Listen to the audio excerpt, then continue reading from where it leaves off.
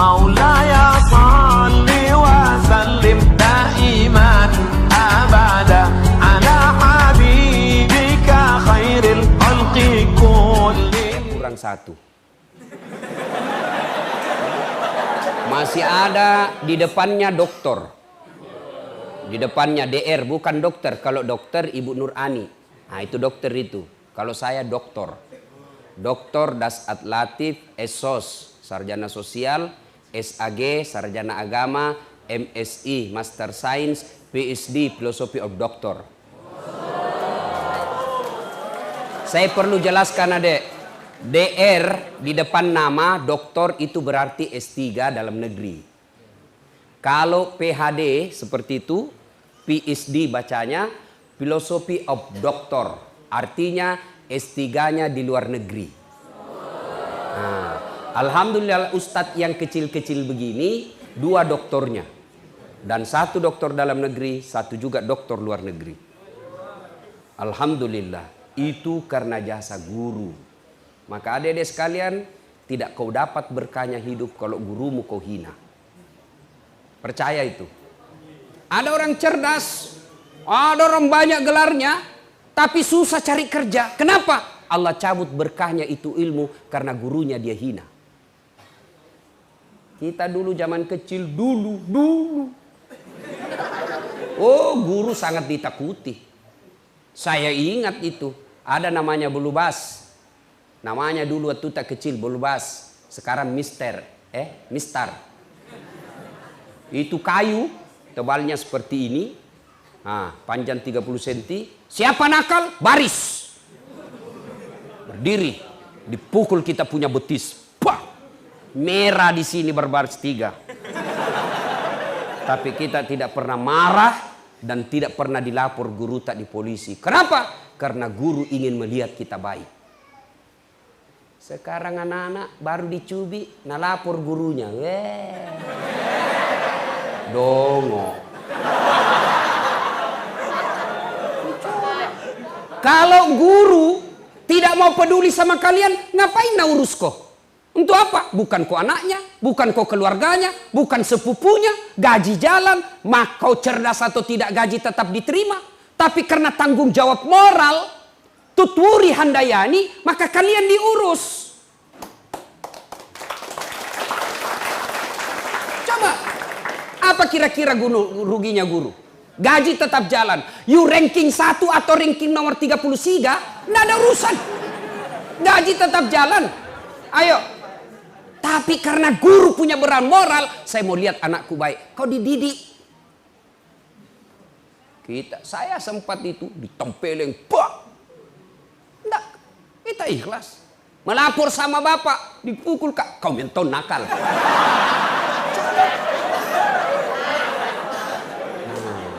Nih, guru. Maka itu tadi guru, setiap saya ketemu guru dan sekolah, saya langsung ingat itu guru. Subhanallah, kita bisa seperti ini karena jasa-jasa dari guru yang ikhlas mengajarkan kita. Tuh, pertama, kita nyanyi lagi dulu. Mengapa minuman itu haram? Karena merusak kepikiran. Mengapa berzina juga haram? Karena itu cara binatang. Mengapa semua yang enak-enak itu diharamkan? Mengapa semua yang asik-asik juga diharamkan?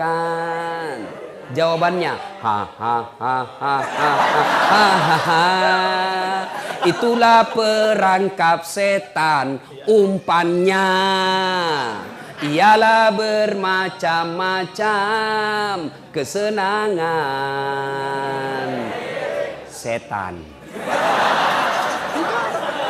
Itu lagu tak kita dulu lagu kita seperti itu. Sekarang lagunya anak-anak apa? Pulang-pulangku berbadan 2.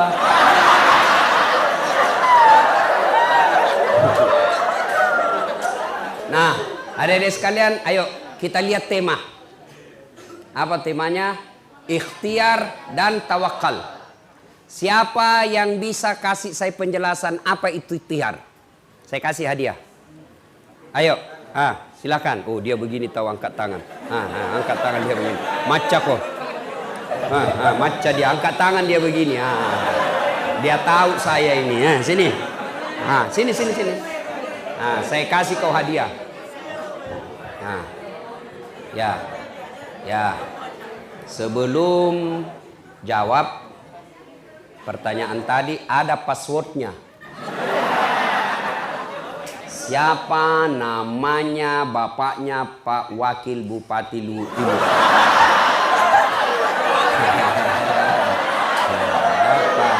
Siapa namanya bapaknya?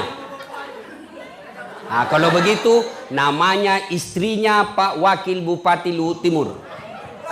Istrinya. Nggak tahu juga? Nggak tahu juga? Siapa lagi namanya? Namanya istri? Ada nggak di sini? Ada. Ada, berarti kenal muka tidak kenal nama. Kamu warga negara, warga kabupaten yang tidak loyal. Sini dek. Siapa namamu dek?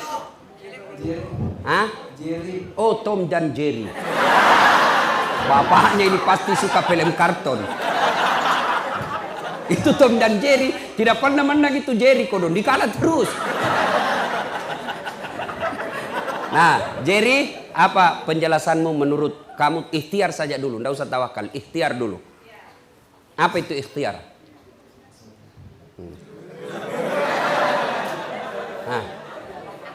Ikhtiar adalah usaha yang dilakukan seseorang. Oke, usaha yang dilakukan seseorang. Betul apa tidak? Betul setengah, tidak betul semua. 50% betulnya. Karena cuma 50% betulnya, hadiahmu gula-gula Hexos.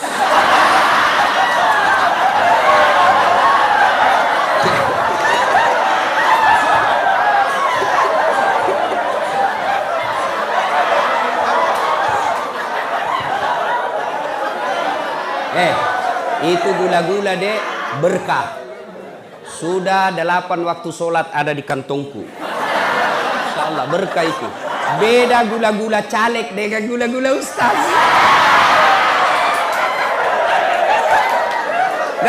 Nah, ayo kita lihat. Apa itu ikhtiar? Ikhtiar adalah upaya yang dilakukan, usaha yang dilakukan. Dengan catatan tidak titik di situ, ada koma, garis bawahi, penting. Usaha tersebut yang diridai Allah. Itu ikhtiar.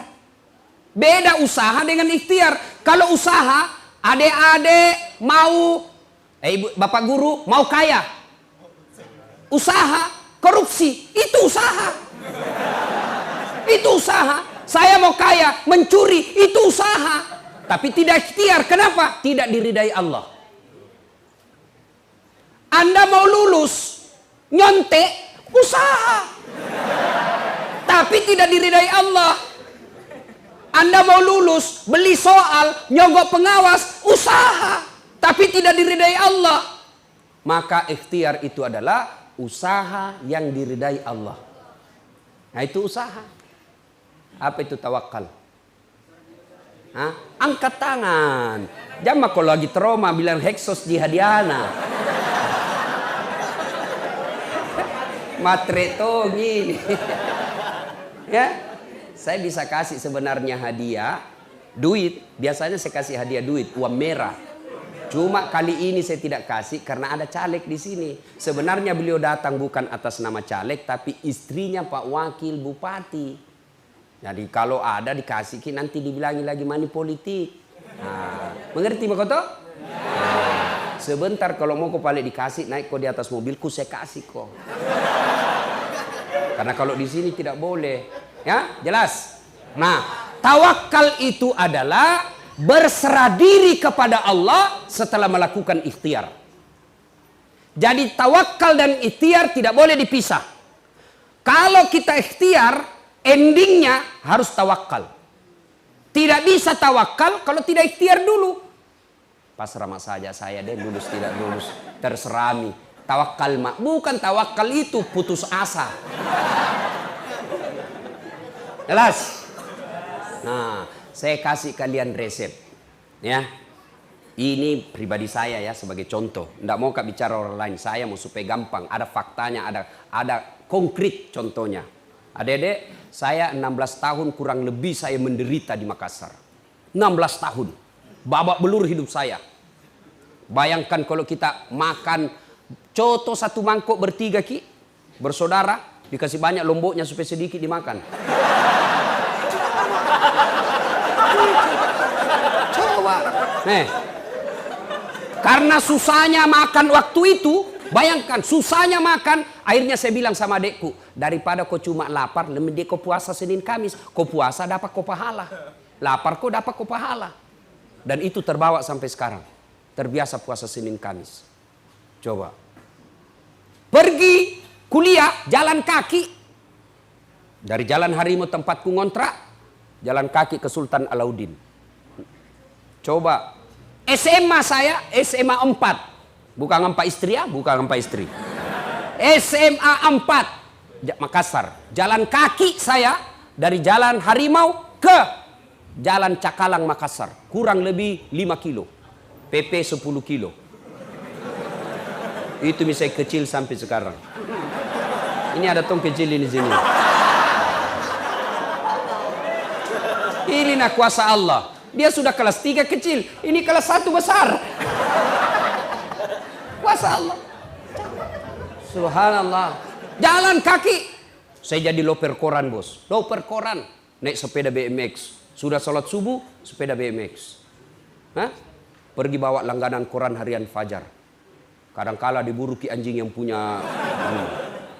Hilang, dicuri lagi sepeda BMX ku. Sampai sekarang saya tidak tahu siapa yang curi itu. Coba. Pernah menjual es lilin.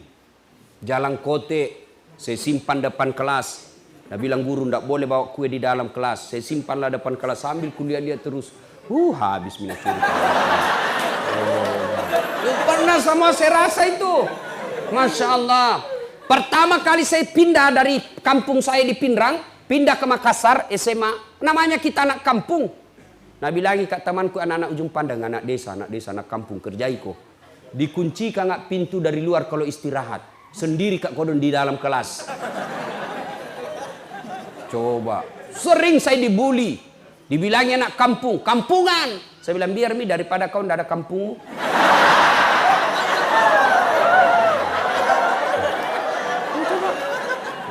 Masya Allah. Segala penderitaan kita lakukan bos. Saya pernah jadi tukang cuci pakaian. Saya datangi sepupu-sepupuku. Jam aku laundry. Jam aku suruh tukang cuci orang. Kau datang. Saya yang cucikan kau. Berapa kau kasih kak. Saya lakukan itu. 16 tahun dek saya menderita. Saya datang ke rumah keluarga hanya bersilaturahmi. Nabi bilang cari tuan PT-PT. Saya pernah dihina sama seniorku di Unhas. PIS 3. Ruang 207 lantai 2 Sospol Unhas. Saya keluar dari kampus kelas, nak tunjuki kak seniorku, ndak malu-malu kau dah saat cakar semua bajumu. Saya tidak malu. Alhamdulillah, biiznillah, dengan izin Allah, dengan kesabaran yang saya miliki, Allah angkat derajat saya sedikit demi sedikit. Bukan dia mau takabur, mau kau bicara politik. Saya pernah jadi calon wali kota di Makassar. Dikalaki Ustadz? Tidak. Yang cuma yang menang lebih banyak suaranya. Belum tentu dia kalah saya. Belum tentu dia lebih hebat dari saya. Cuma lebih banyak yang pilih dia. Kenapa lebih banyak? Nggak tahu. Bisa jadi money politik. Nggak jadi. Kalau hebat, belum tentu dia lebih hebat dari saya. Ini namanya optimis bos. Jelas. Bicara politik. Bicara pendidikan, jarang-jarang tong orang bos seperti titelnya Das Atlati. Ada barangkali 2 doktornya tapi belum tentu ustad. Ada barangkali ustad belum tentu dia doktor. 2 doktornya, 2 ustad tompa. Alhamdulillah. Sombong? Tidak, klarifikasi. Supaya terbuka kau punya kepercayaan diri. Coba. Bapakku petani penggarap, bukan pejabat. Ketemu saja pejabat bapak saya tidak pernah. Lihat saja dulu camat di kampung sudah senang sekali tuh orang tua saya. Nah lihat, bukan duduk di sampingnya, dan lihat itu camat. Dan sudah, sudah camat, Pak camat. Sudah senang. Petani penggarap, adik-adik tahu namanya petani penggarap. Sawahnya orang dia kerja baru bagi hasil, bukan dia yang punya sawah. Kalau naik 10 karung, yang punya sawah 9 karung diambil, bapakku 1 karung. Coba. Tapi alhamdulillah, kita tidak pernah putus asa. Kita harus ikhtiar terus. Tidak mungkin Allah sengsarakan hidupmu kalau kau baik sama orang. Bicara apa? Popularitas. Followerku banyak tombol.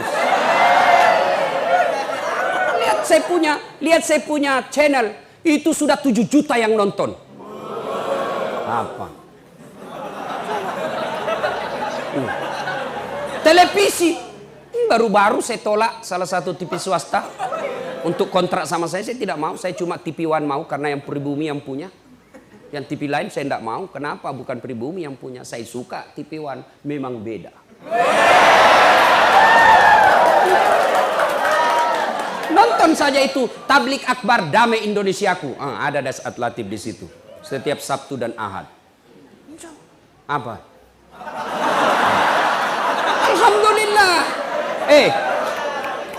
Rezeki, duit. Alhamdulillah. Yang namanya rezeki dunia, saya selalu bilang, saya cuma minta kepada Allah 5, Allah kasih saya 5.000. Lebih dari yang saya minta. Saya baru-baru pulang umroh. Dalam sebulan 2 kali saya umroh. Dibayarkan. Harga tiketnya saja itu lebih 50 juta bos. Tiketnya namanya first class. Bukan bisnis class. Di atasnya lagi bisnis class. Bisa orang tidur-tidur. Nyaman. Hotelnya yang dibayar tak 25 juta 1 malam. 1 malam. Saya bilang sama itu orang, saya tidak bisa tidur ini Pak. Kenapa bisa? Nah, baik sekali mini kamar. Saya bilang, saya bayangkan 25 juta saya tiduri. Tidak bisa saya dikasih saja itu uang, saya cari yang 500.000 1 malam. Jawab. Alhamdulillah. Bukan cuma itu, Allah kasih kemudahan. Adik-adik lihat itu di TV yang namanya mencium Hajar Aswad. Baku sikut orang. Setengah mati belum tentu bisa tembus. Ketika saya mencium Hajar Aswad, dikasih kosong itu pelataran, dikawal tentara dan polisi. Dengan izin Allah. Coba. Belajar bos. Jangan lihat dirimu sekarang. Lihat yang akan datang. Saya selalu dibilangi dulu orang. Tapi saya bilang, oke, kau hina saya. Tapi lihat saya 15 tahun yang akan datang. Tunggu waktunya. Kita buktikan siapa yang menjadi orang terhormat. Begitu kalian camkan. Nah hina kau sepupumu. Nah remehkan kau temanmu. Nah injak-injak harga dirimu sekelasmu. Jangan kau membalas. Karena kalau kau membalas sama derajatmu di depan Allah. Tapi kau tenang saja. Kau belajar dengan baik. Jangan kau hina orang. Muliakan gurumu. Perbaiki akhlakmu. Tunaikan ibadahmu. Insya Allah 15 tahun yang akan datang Allah yang muliakan kalian. Tapi kalau kau sudah dongo, jelek, kurang ngajar, busuk mulutmu.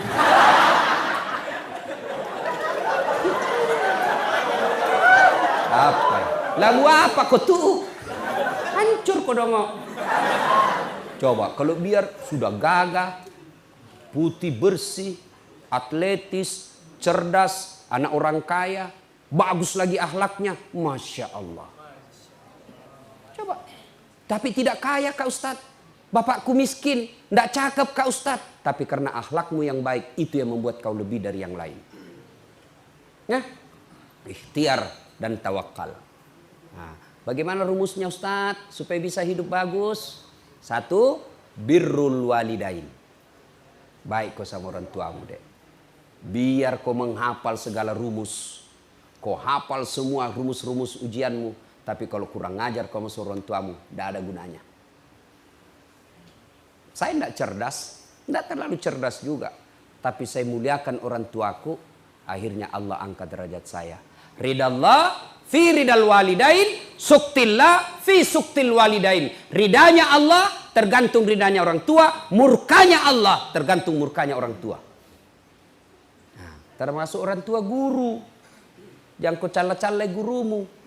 Jangan kau gosip gurumu. Kau bully di medsos. Gurumu menerangkan, kau baku WhatsApp dalam kelas. Lihat kau itu keteknya bapak, basah ya. Gimana bagus ilmumu bos. Ya, birrul walidain. Muliakan orang tua. Caranya bagaimana Ustadz? 1, jangan pernah tinggalkan rumah, keluar rumah tanpa izin orang tuamu. Itu salahnya itu. Kan selalu kita muliakan orang tua. Tapi kau tidak tahu bagaimana caranya. Caranya 1, jangan pernah tinggalkan rumah tanpa izin orang tuamu. Mak, saya mau pergi belajar kelompok. Mak, saya mau ke warung. Meskipun itu dekat izin. Kalau izinnya orang tua itu adalah berkahnya Allah. Mak, mau kak dulu pergi berjamaah. Nah, pergi mina. Dan jangan lupa selalu minta izin. Itu izin kemana saja. Pulang ke sekolah, meskipun orang tua sudah tahu kita di sekolah, tapi kalau mau lanjut lagi pergi kegiatan lain, lapor sama orang tua kita. Mak, ini ada tambahan kelas, saya tidak pulang jam 2, saya pulang nanti jam 4. Insya Allah mak, jangan makin cemas, saya baik-baik di sekolah. Tenang perasaannya mamamu. Kalau ibumu, bapakmu sudah tenang perasaannya, dia senang sama kalian, Allah yang ngurus duniamu. Kecil jadi wakil bupati seperti Pak Irwan. Mau ganti Pak Irwan? Mau? Pasti mau. Tapi biar 2 periode dulu dia.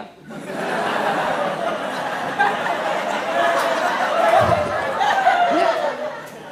Coba adik-adik sekalian. Birrul walidain. Tidak ada kemuliaan bagi mereka yang kurang ajar sama orang tuanya. Yang kedua caranya, minta izin. Yang kedua, setiap keluar rumah jangan kau pernah tidak cium tangannya orang tuamu. Ini kalian pergi sekolah cium tangan? Bagaimana caranya? Saya curiga kau tidak cium bos. Musledin ji. Namanya cium tangan itu begini. Saya kalau cium tangannya aku 2 jari saya pegang. Itu namanya cium tangan. Kau pergi sekolah, mak pergi dulu. Kan cium tangan namanya itu dong. Semua ini cewek ini. Coba Meki, sekalinya tangannya cowok nak tarik kak. Beleng-beleng. Batena sopan sama cowoknya, terserah aja kita kak. Kalau baik nih baik mak juga. Kalau menurut tak baik kak ikut mak.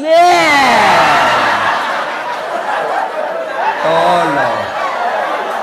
Saya bilang, kenapa kak baik sekali kau sama cowokmu itu, nu hormatinya itu cowokmu. Nah bilang, anu kak baik sekali ki, kemana-mana na antar kak, na jemput kak, karena ada mauna. Coba, dan apa maunya itu yang paling berharga dia cari sama kau. Adek, jangan percaya itu cowok. Apalagi kalau dia lagi jatuh cinta.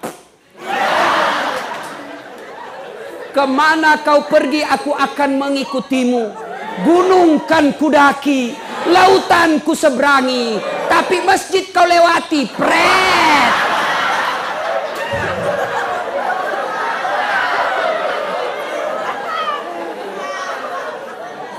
Ayo, muliakan orang tua.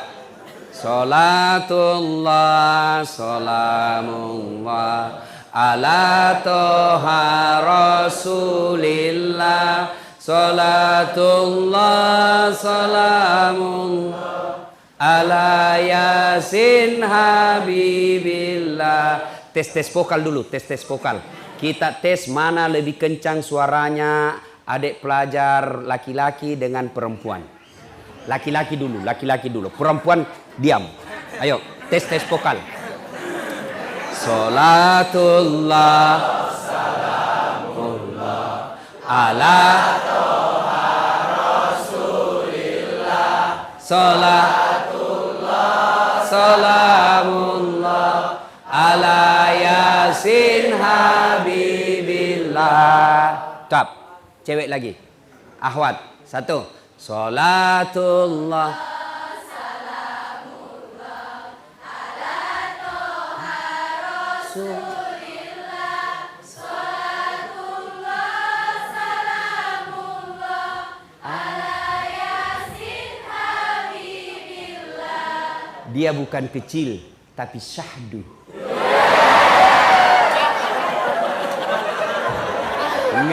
Memang itu suara perempuan menggetarkan jiwa.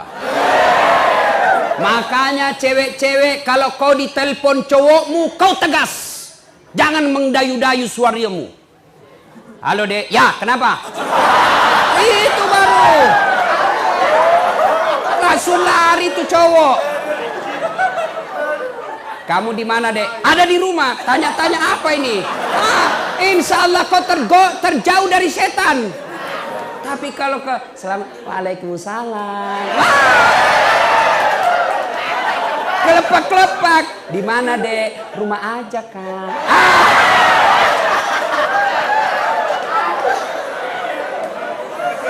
Nah, adik sekalian, ayo muliakan orang tua. Imma yablughanna indakal kibra ahaduhuma au kilahuma fala taqul lahumā uff wala tanharhuma wa qul lahumā qaulan karima. Apabila kedua orang tuamu dalam pemeliharaanmu, mereka sudah lanjut usia, mereka sudah usur, kalian pelihara, jangan kalian berkata kepadanya, wala tanharhuma wa qul lahumā qaulan karima. Tapi berkata-katalah keduanya dengan kaulan karima, kata-kata yang mulia.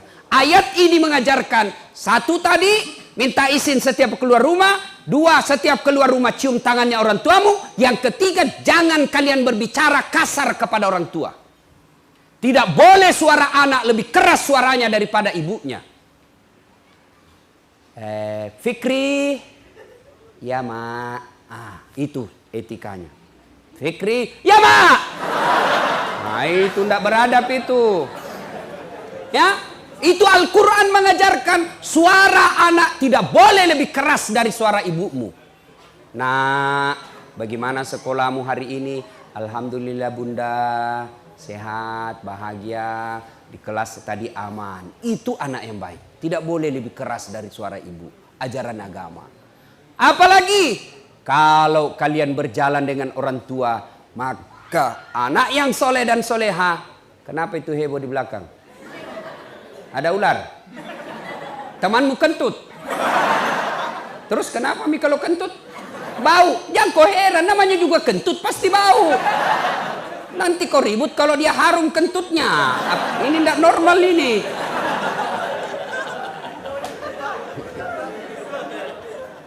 Nah bilangi kak hitam Ustaz. Mau dia apa kau memang hitam?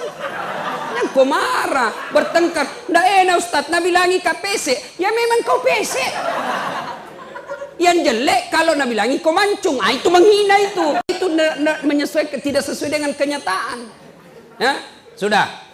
Janganlah pernah kalian berjalan bersama orang tuamu kecuali berada di belakangnya. Itu adab. Tidak boleh kita ada orang tua berdua, kita di depan, orang tua ini malah kita lebih jauh. Karena bilang, tua mi orang tuaku, malu-malu karena lihat temanku. Ya, nah ini karena waktu yang terbatas, adik-adik sekalian, birrul walidain, baik-baik sama orang tuamu. Ustadz, orang tuaku tidak sembahyang. Ustadz, orang tuaku tukang judi. Ustadz, orang tuaku jelek sifatnya, tidak dia urus saya. Sifat dosa-dosa orang tuamu, urusannya kepada Allah, bukan kau yang punya urusan. Urusanmu adalah birrul walidain, berbuat baik sama orang tua. Tapi dia jahat Ustaz. Belajar dari Ibrahim. Ibrahim alaihissalam, bapaknya Azar, penyembah berhala. Tapi Ibrahim mau ribut sama bapaknya. Allah berfirman, Ibrahim, ingat kau, jangan kau lawan bapakmu. Itu bapakmu, kau yang keluar dari desamu. Coba, tidak boleh itu. Mentang-mentang kau tinggi sekolahmu, bapakmu cuma tidak tahu. Apa tong kita tahu Pak?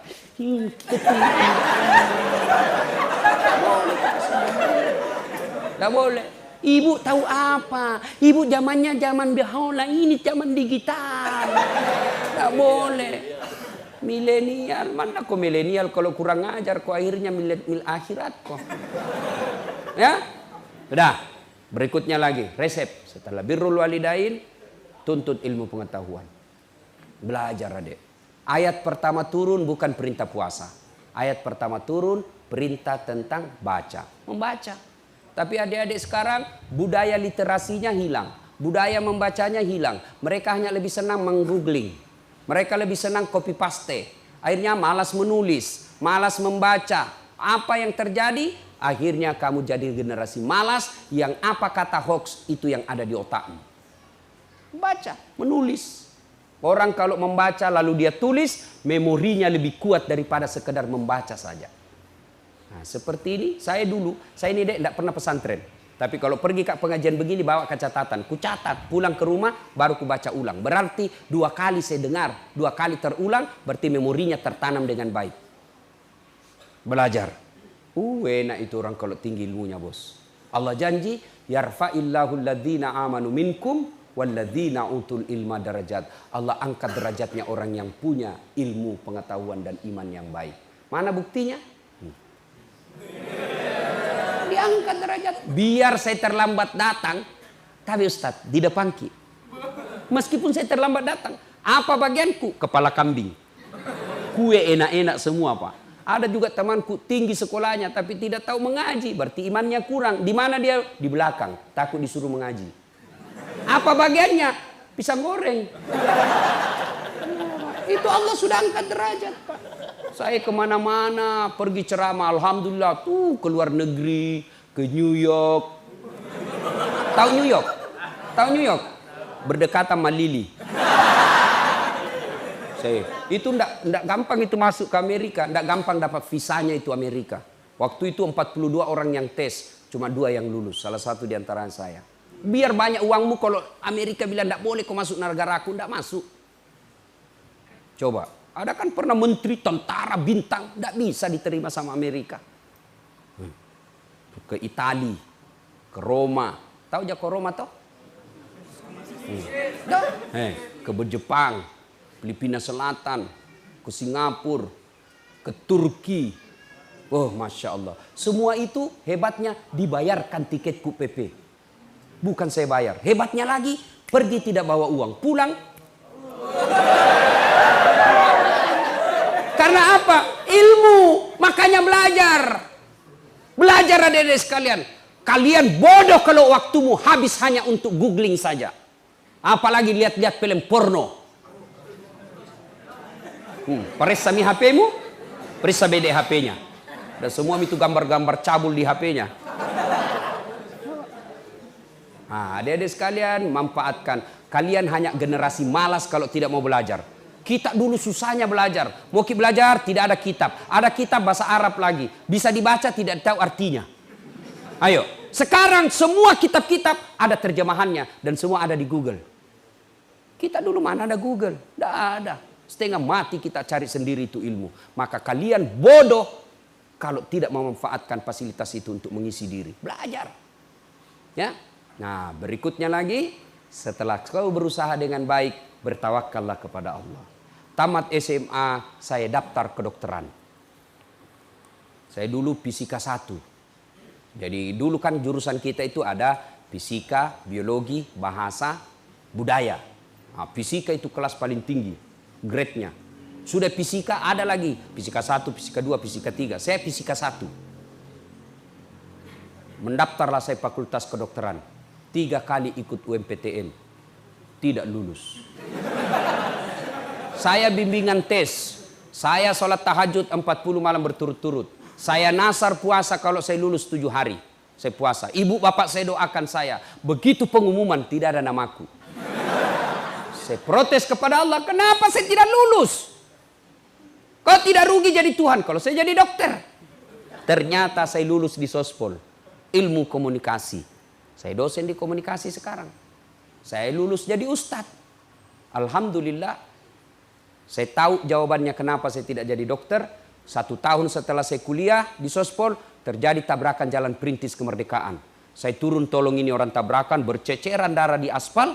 Dia yang tabrakan, saya yang pingsan. Ternyata saya tidak bisa lihat darah. Sampai sekarang Pak, kalau saya lihat itu di video saja, saya lihat orang yang berdarah, langsung pening saya punya perasaan. Bisa hilang saya punya konsentrasi. Seolah-olah malaikat berkata, bagaimana kau mau jadi dokter Ustaz Dasat? Nah kau tidak bisa lihat darah cilaka.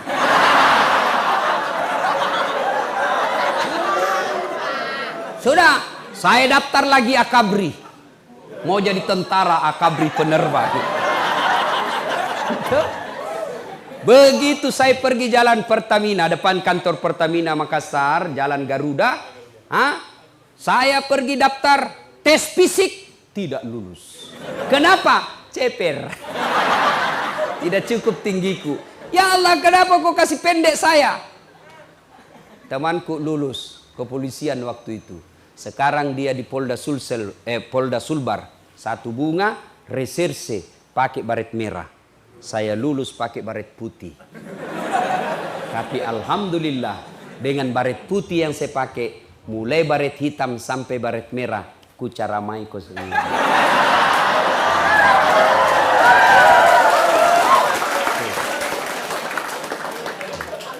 Dulu saya tidak jadi dokter, temanku yang jadi dokter. Pernah beberapa tahun yang lalu, dia tugas di Kepulauan Aru. Saya telepon, dok pulang ke Lebaran? Tidak. Kenapa? Mahal Ustadz, bisa 16 juta satu kali jalan. Habis uang, di mana kita dapat uang pegawai negeri begini Ustadz? Dalam hatiku, untung saya tidak jadi dokter. Saya jadi Ustadz. Kemana-mana terbang gratis, dibayarkan. Meskipun saya tidak jadi dokter, hari ini saya ceramai ibu dokter di belakang.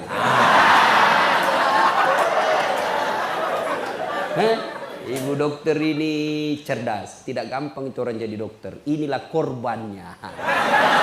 Mau jadi dokter tapi tidak jadi dokter, tapi Allah Maha tahu. Adik-adik sekalian berikhtiar, belajar, berdoa, muliakan guru dan ibu bapakmu. Ternyata apa yang kau mau tidak Allah kabulkan, percaya bahwa Allah kasih kau yang lebih baik dari yang kau minta sekarang. Yang penting ikhtiar. Jangan dah ikhtiar pasrah saja. Ya kalau lulus tidak dong. Ya. Nah, adik-adik sekalian, terakhir sekali. 2019 ini adalah tahun politik. Bagi mereka yang sudah punya hak pilih, jangan kau golput. Piko menoblos deh.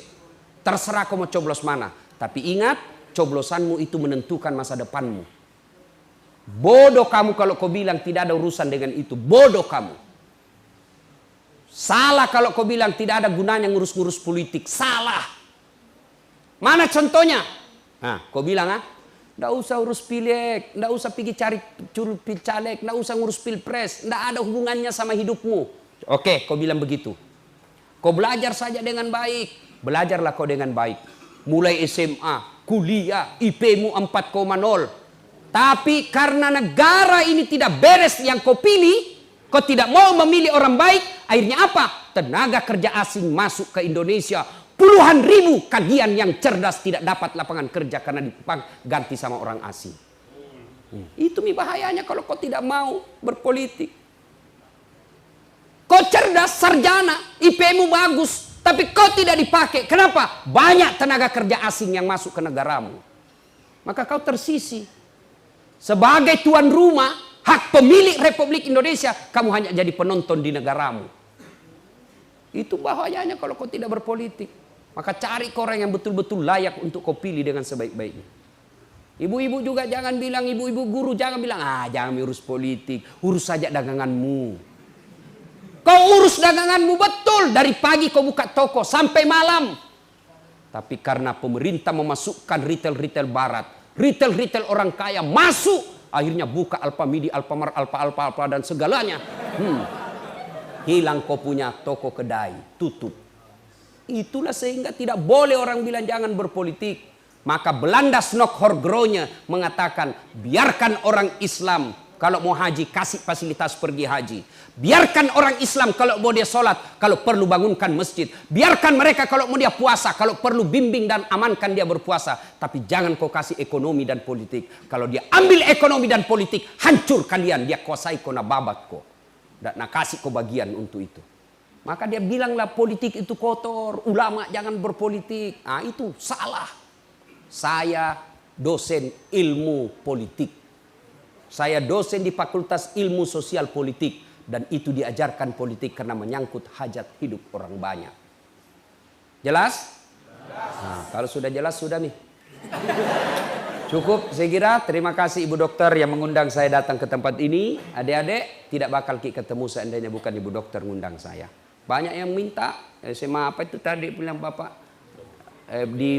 apa itu, ya Sorowako, tapi Allah takdirkan saya ada di tempat ini. Alhamdulillah, maka kalian manfaatkan apa yang saya sampaikan tadi. Belajar dengan baik, muliakan gurumu, muliakan orang tuamu, bertawakal kepada Allah, maqamam mahmuda, Allah angkat derajatmu. Ala habibika khairil khalqi kullihim.